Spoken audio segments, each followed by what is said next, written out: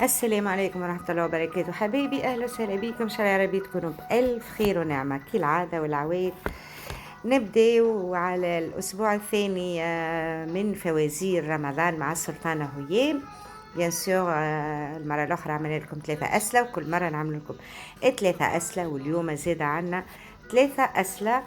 دونك الهدايا باش يكونوا دولارات الأول 10 تعليقات. سؤال رقم 1: من هي المسمات بأم القرى؟ نعاود: من هي المسمات بأم القرى؟ سؤال رقم 2: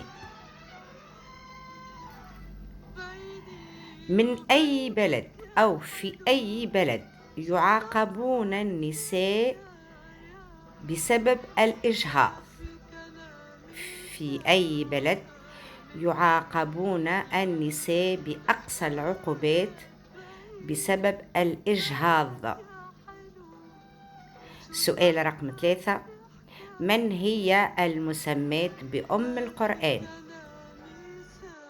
نعاود: من هي المسمات بأم القرآن؟ هذوما 3 أسئلة معاكم. دونك أول 10 تعليقات صحيحة يكونوا مسجلين معنا في هدايا عيد الفطر المبارك للدولارات. شكرا للمتابعة وشكرا حبايبي للمشاركة.